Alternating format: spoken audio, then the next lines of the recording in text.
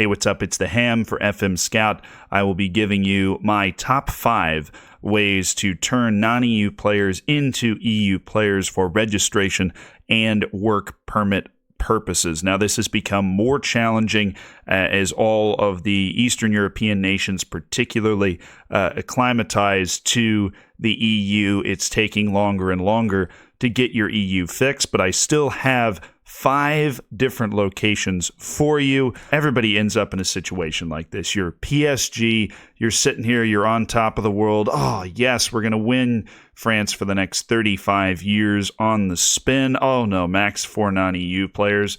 Well, I just happened to find 15 fantastic Belarusians that I would like to involve in my PSG sensationalism. So where can I loan these Belarusians out for, say, 2-3 years to make this happen? Well, let's count it down. Drumroll, please. Number 5 is Gibraltar. Now, there's a huge and incredibly obvious issue with Gibraltar in that we're looking at the entire country right now. It's that rock in the city next to it. So if you're loaning out your players to Gibraltar to play in that league, a league that plays all of its games in one stadium, you probably have bigger concerns than the fact that these players are non-EU, and you can bet your bottom dollar that a player that you've loaned out to Gibraltar will not be developing at warp speed. But you can get an EU nationality in 3 years on this hunk of rock in the southern part of Europe, so why not do it? You have the opportunity, and my goodness, if you are able to convince your board to pick up an affiliate club in Gibraltar, well, first off, let me know. That's awesome, and have a lot of fun with it. Why not? Number 4 on the list of the best way to gain your EU nationality is probably not what you expected. Northern Ireland. Ta-da! Same sort of issues you're going to run into with Gibraltar, but obviously Northern Ireland is better than Gibraltar domestically. And if you can somehow land a Linfield as your affiliate club, it's not a horrific option. Northern Ireland is also 3 years. It's also cumulative. So if you have a chance to land a Linfield, a team that will be competing in the opening qualifying rounds, maybe Cliftonville gets in there every once in a while, but it's usually Linfield, the opening qualifying rounds of the Champions League, very least the Europa League. You could get some decent experience if you're playing at a lower level and still have to worry about EU nationalities, that sort of thing. So 3 years and cumulative in Northern Ireland puts them at number 4 on the entire list of ways to gain the EU nationality. And number 3 on our vaunted list is going to be Poland. Now, Poland almost made it to second. The only reason that Poland is third, it's also 3 years in order to gain EU nationality. But Poland is third because it's continuous.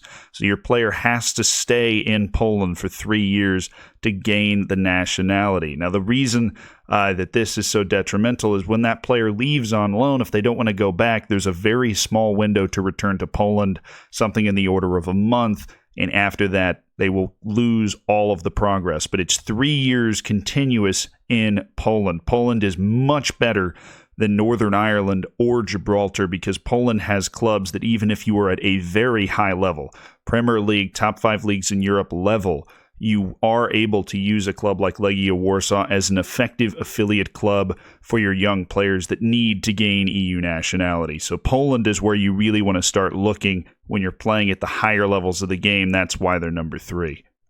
Now, number 2 on the list is an interesting one. It's Serbia. Serbia is the second best way to get your EU nationality, but I know what you're thinking. Serbia is not in the EU. Well, that's a small problem, but they will be in the EU by 2022 in the game. So there is the ability to anticipate them joining the EU, perhaps get an affiliate club in those first couple of years so that you will be able to send your youngsters there. I wouldn't send them there, obviously, until Serbia is in the EU. But once Serbia has joined the EU, it's actually incredibly accepting. 3 years, and it's all accumulative, which means even if the player leaves for a year, you have an injury, you need to call them back for 6 months. Obviously, that wouldn't make any sense because you can't register. Maybe it's a cup competition. I'm not asking any questions about why you want this EU nationality in the first place. Whatever happens, they have to leave. Family emergency, they need a 3-month vacation. They can leave Serbia and they can go back, and they just need 3 years in Serbia. And obviously, Red Star and Partizan are going to be really solid affiliate options. Even if you're at a very high level. Obviously, their pride as clubs might make it a little hard, but the entire Serbian Super League is a good option for an affiliate club, especially for young developing players with the type of physicality that this league has. Not to mention, it's cumulative, it's only 3 years, and that's almost as good as you can get. And for some countries, it is as good as you can get. What I mean by for some countries, that's as well as you can do. Well, we're about to find out with number one, because if you are not what is considered an Ibero-American, then the best you can do is Serbia, the cumulative 3 years to gain EU nationality. But in Spain, our number one, boom, Spain. If you are Ibero-American, what that means, if you are from Central or South America. This includes Brazil, this includes Argentina and Mexico and everything else in between. Not the Caribbean, not necessarily like that'll matter too much because I do not think the next Leon Bailey is on the way for a while. But Central and South America are Ibero-Americans, and if they're an Ibero-American, it takes I'm not making this up, 2 years to get an EU nationality in Spain. It's 720 days. Do it now. If you are just raiding South American regions, they join your club at 18, send them to Spain until they're 20, and all of a sudden they are all EU for you. Obviously, Spain's second flight is going to be rich with clubs that would love your money if you're at an incredible top flight position. Spain is clearly the number one option when it comes to gaining EU nationality, because most of the people you're going to be bringing in that need EU nationalities are going to be what is considered an Ibero-American, and that is where Spain comes in spades. That is why Spain is a very sneaky number one on this list. Now, I'm warning you, do not fall for someone that is not an Ibero-American. You have to make sure that this person is an Ibero-American, or else you can imagine it would be very frustrating to check on your lone player after a year and find out that they instead have 9 years to go instead of 1. So you have to make absolutely sure. Again, Brazil is included, even though they speak Portuguese. I don't make the rules. There are a couple of countries that do get the 2-year exception that are not Ibero-American. 2 of the 4 are already EU nations, so that doesn't really matter anyways, Andorra and Portugal. But if you happen to sign a player from the Philippines or Equatorial Guinea, congratulations, you've hit the jackpot. It only takes 2 years for them to get EU nationality in Spain.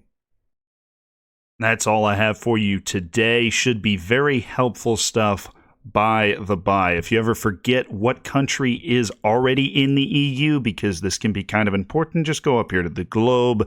You click on world, which for some reason is all the way to the right of the continents. Trust me, this drives me crazy too. You go to profile.